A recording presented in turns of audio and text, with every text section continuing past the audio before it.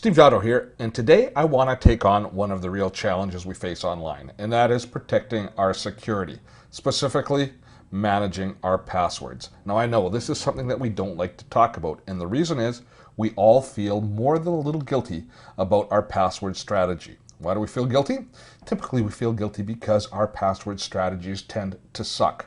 What we do is we take one password that we think is fairly secure, at least this is what I've done, and then I add some extra digits on the end of it depending on what account I'm going into. So I basically have the same password. Those of us who are a little more sophisticated might have multiple passwords, but then we tend to store them somewhere in our address book or in Evernote or maybe on a little sticky stuck to the side of our monitor. None of these methods of security are really what we would refer to as secure, but we still do them. And why do we do them? Because the option of having really nice long cryptic passwords is just impossible for us to manage ourselves. And that's the nature of passwords and multiple accounts online. So what should we do? Well, there are some great password management tools that are available to us online.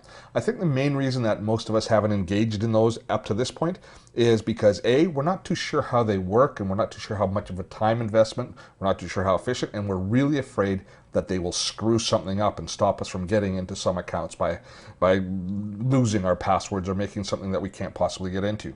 That's one issue we have. The other issue we have is frankly cost.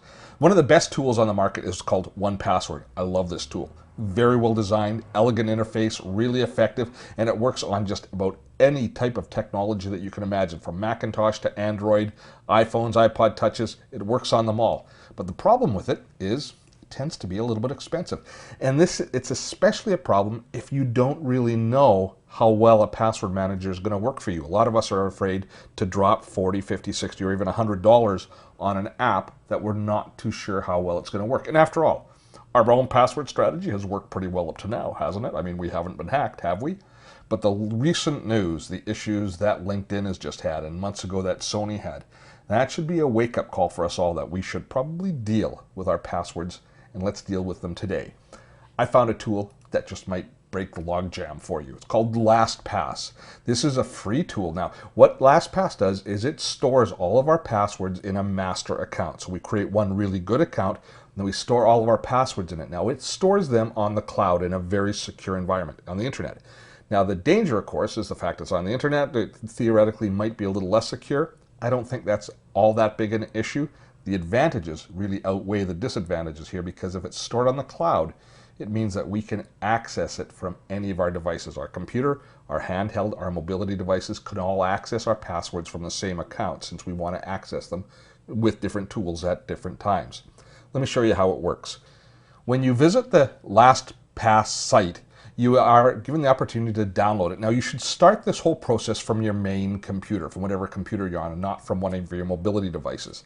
Now, the nice thing about LastPass is it's free, so we can try it out, make sure that it works for us. It doesn't have a big investment. There is an actual premium version, and you pay $1 a month, but that is if you decide that you want to use it on your iPhone. That's an outrageous sum, I know, for the iPhone, but if you do have an iPhone, you will probably end up wanting to use it on your iPhone. $1 a month, that's pretty good value, I would say. Now, what happens is when you install your account, when you open an account and download it, is you are brought into a user interface that allows you to, first of all, create your account. You do that based on your email address, and it's going to store, as I said, all the information on the cloud. The very first thing that happens is it installs a plugin in whatever browser of choice that you've logged on with. In my case, it was Chrome, and so it installs a plugin because it allows me to access all of my passwords through the plugin in Chrome. And at the very beginning, this might be a little bit frustrating for some people, because what happens is it's going to now look on your computer and find all the open passwords that you have on your computer. You don't think you have any open passwords on your computer? Well, be prepared to be shocked, because every time that you've saved a password in your web browser where it said, do you want us to save this password for you? And you've said yes, that's an open password as far as LastPass is concerned, and it's going to now create new logins for each of those. Now, it will create some spurious logins as well, and it's not its fault. It's your fault, because all those times that you entered a password wrong or put in the wrong username and then told whatever web browser it is to save it, that becomes a new account login. It doesn't know that it's not real, so it saves all those as well. So as you can see, I had to import a lot of them, saying, okay, okay, okay, okay. You'll click on that for a good 5 or 6 minutes, importing them all. We can then clean them out through a little checkbox interface at the very end of the whole process, or as you're going through and as you're using the software a little bit later on, you can start to clean out and kind of and just clean up your account as you go along and delete those extra logins. They don't really affect the performance at all, but they are irritating to look at, I think. Once you've completed that process, you then get to choose how you're going to set up your system as far as auto-filling in forms. Now, this is a benefit to us because it really adds to our productivity. What will happen is if you put in your account information, your login information, your address, your phone number, your mail address, even your bank account or credit card information, if you decide to store those within your account, you can then use them to autofill. So you don't have to keep going back to your credit wallet and looking up your credit card number. You can autofill. Now, you can base that on a password as well, on your master password, so it doesn't automatically fill in. So you've got several layers of security there, but that is a real convenience for you as you go along. And of course, you can have multiple profiles as well, meaning that you can have one profile for one credit card, another for another, or you can have a business profile and a personal profile, so you can set things up the way that you want. And as you use the software, it'll become a lot more clear to you how you want to actually utilize the software as you go ahead. Once you've done all of that, it's installed and it's in your system. Once you've completed the installation process, now LastPass is installed in your browser, and we can see that I have access to it here from the menu bar. Now, depending on which browser you have, it will install in a different area in the browser. It might look slightly different, but you have the same basic tools allowing you to manage your LastPass account from here.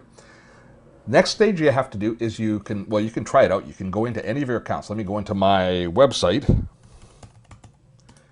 and watch what happens. As I go in, this is my management console for my website. Now, normally what would happen is I'd have to log in, but as you can see, it's already logged me in to my management area of my website. So it did it automatically. So the nice thing is when you import all of the addresses that come from your web browser, you can still log into all of the accounts that you want to. But here's where we want to start changing things up a little bit from the way that we've historically done things. LastPass will now allow us to start changing our passwords in each of our different accounts. And this is the process that I really want you to engage in. And LastPass will generate really nice cryptic passwords for each of your accounts. So over the next little while, you need to discipline yourself that when you go into your bank account, when you go into your LinkedIn account, when you go into your Facebook account, you want to go into your account management area and change the password for each of those accounts. And then allow LastPass to come up with a nice cryptic password that is almost impossible to hack. That's how we really start to build a nice level of security. Now, of course, we do have one master password that we've created that allows us to get into the account, and we should change that every few months ourselves as well. Don't rely on just one as we go. But that's really the only weak point in the whole chain now, because every one of your accounts now will have a unique password of its own. So if one was compromised, you don't compromise more of your accounts because you have the same password as something close to the same password in each of those other accounts.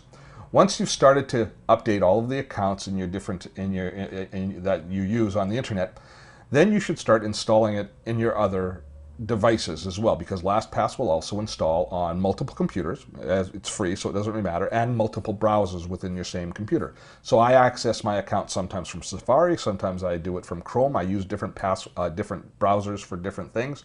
So we have to repeat the same process of visiting the LastPass website and then downloading the appropriate plugin for the browser that we're using at that time. Once we've done that, we just log on again with LastPass and we're off to the races, able to access all of those accounts.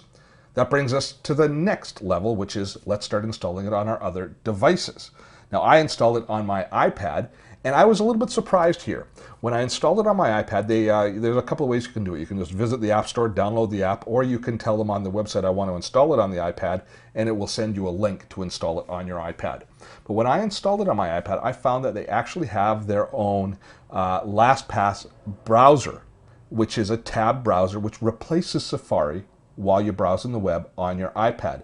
Now, some people might not appreciate this that much. It's not the way that they might choose to use their iPad, so this might be a stop for some people. There is a way of installing little web applets into Safari on the iPad, but that's not the preferred way as far as the folks at LastPass are concerned. They think that you should use their secure browser. I find it's pretty easy to use. I'm happy to use it for most of my browsing. So for me, it's fine to use the LastPass browser, but it will be a little bit of a surprise for some people. The workaround is a little bit clunky at the beginning. I'm not going to show it to you right now. They've got plenty of documentation on their website about how to do that. So it's important for you to continue to use Safari while you're on your iPad, then you're going to want to check that out. Once you've installed it on your iPad or your other mobility device, you can then log on with that device, and it again accesses all of your accounts. Now, if we take a look here, going back to the LastPass website, we'll see all of the different places that we can install LastPass, and it pretty much covers the gamut. It'll work in Windows, Mac, and Linux. All of the main web browsers, including Internet Explorer and Firefox, and even Opera, are covered. Even HP's WebOS, which nobody's really using much anymore, is covered. Of course, the iPhone, the iOS, Symbian, Android, very important, and BlackBerry for those of you who are still using the BlackBerry on your mobile devices or the BlackBerry tablet. It works in all of those environments, and it's free in all of those environments. So that is a pretty good value there as far as we're concerned. The only place that we pay, as I said, when we use it on the iPhone. The key here is to basically change your philosophy about passwords, accepting the fact that you're not going to be able to memorize them, finding a tool that works for you. Now, if you don't want to use LastPass, by all means, 1Password, or there's several other tools out there as well. But try these tools out, get one, embrace it, start to use it, and once you've started to use it, don't just leave your passwords in the same as they are now while you're having to remember them. Go through and have the discipline of entering each of your accounts over time and modifying those passwords to the more cryptic passwords that are auto-generated by your system. And you will then have increased your layers of security substantially. Does it mean that you're bulletproof and nobody can ever hack or steal any of your personal information? Absolutely not. But you've done what is reasonable to do to help protect yourself. And that's really your responsibility. Nobody else is going to do this for you. And it's really, as you can see, not that hard a process. I hope you found this video useful. If you did and you want to hear more from us, drop by our website at dottotech.com. It's home to all our videos as well as our weekly radio show, a podcast about all things tech. I think you may enjoy it. While you're there, you might consider signing up for our newsletter. If you happen to be viewing us on YouTube, you can simply subscribe to the YouTube channel, and then you'll see all our new videos as we produce them. And don't forget, show us some love in the social networks. Plus us in Google, like us on Facebook, leave comments should you desire. I'm Steve Dotto. Thanks for visiting us today.